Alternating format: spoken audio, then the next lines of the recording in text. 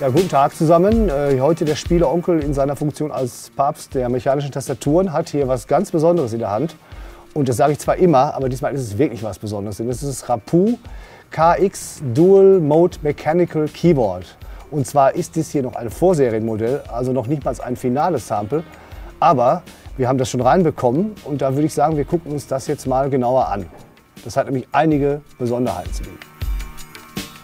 Was ist dann der Rapue KX denn jetzt so besonders? Ja, mal das Erste, was man sieht hier, was mache ich damit? Ja, sie hat kein Kabel, sie ist nämlich kabellos. Und das ist ein Alleinstellungsmerkmal und auch eine Premiere, weil dieses Gerät ist das erste kabellose mechanische Keyboard. Und vor allen Dingen mechanische Keyboard, das ist ganz wichtig. Wie man sieht, sie ist sehr klein geraten. Das ist aber auch bewusst gemacht, denn das ist das Mini-Tastenlayout. Die F-Tasten zum Beispiel, die Funktionstasten, ich muss das erstmal hier anschalten, die sieht man hier oben.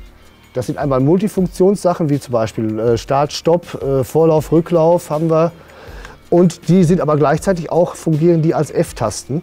Das sieht man sehr schön, wenn ich hier einfach mal das Licht anmache, die Beleuchtung. Man sieht, aha, das Gerät hat eine Beleuchtung, eine zweistufige. Man kann nämlich 2 Helligkeitsstufen einstellen.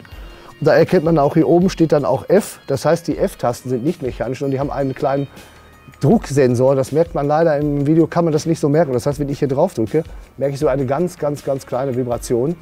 Das finde ich sehr interessant und das ist auch gut, es gibt halt ein Feedback. Das ist also wie ein Schalter, der taktil ist, gibt auch dies hier ein Feedback, dass man die Taste ausgelöst hat. Vom Tastenlayout, es fehlen keine Tasten. Man denkt sich jetzt, ah, so ein kleines Ding, da sind doch bestimmt irgendwelche Tasten weg. Nein, man hat den kompletten Nummernblock weggelassen und den kompletten Zehnerblock.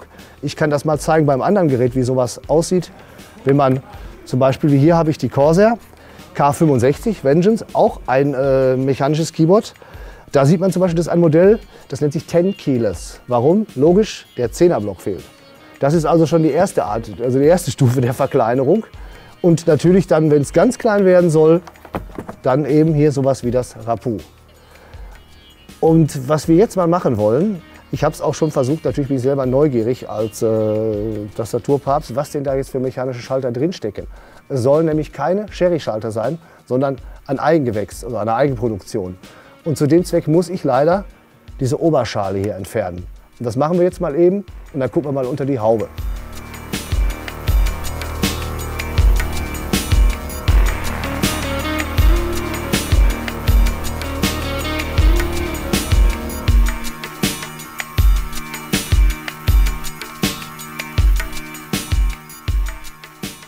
So, wir öffnen den Deckel.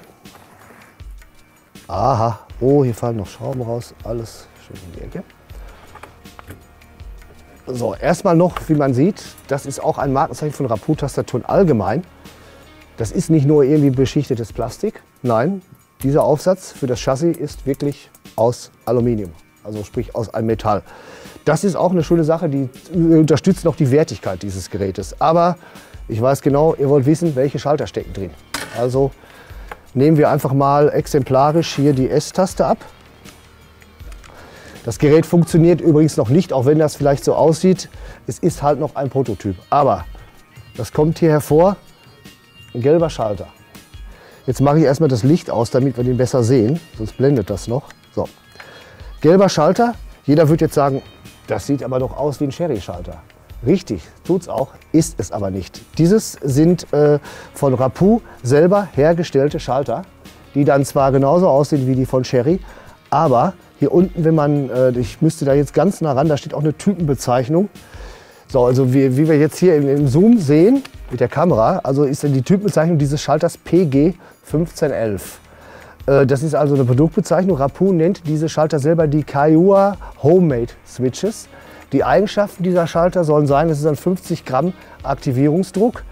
Der Auslöseweg soll 1,5 mm betragen und 20 Millionen Anschläge sollen diese Tasten, soll diese Mechanik verkraften können. Und ich habe sie selber auch schon ausprobiert, diese Schalter. Sie haben wirklich, sind taktil, also leicht taktil zwar nur, aber man merkt wirklich den Auslösepunkt, merkt man. Das merkt man schon und das ist eben genau diese Taktilität, die gefordert wird. Wir haben hier schön, und das hat uns Rapue auch mitgeschickt, das finde ich sehr nett, dann sieht man mal, wie so eine Tastatur nämlich aufgebaut ist.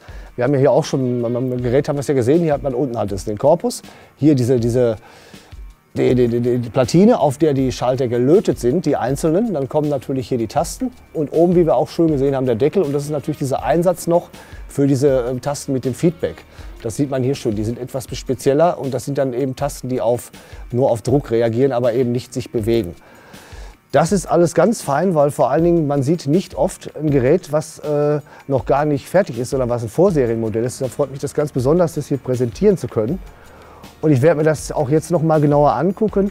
Leider funktioniert die Tastatur noch nicht. Ich habe es also gestern selber am heimischen Multimedia-PC ausprobiert. Dafür ist sowas nämlich ideal geeignet, eben weil mechanische Tasten, also ein definierter Tastendruck. Aber sie geht noch nicht gut. Sie haben noch ein bisschen Zeit. Das Gerät soll jetzt dieses Jahr noch kommen. Aber wir werden mal sehen, also zumindest das, was wir hier liegen haben, ist schon mal sehr vielversprechend. Ich bin jetzt schon ein Fan. Gerade eben auch, weil das sehr klein und sehr kompakt ist und sich am Spiele-PC im Wohnzimmer sehr gut anbietet.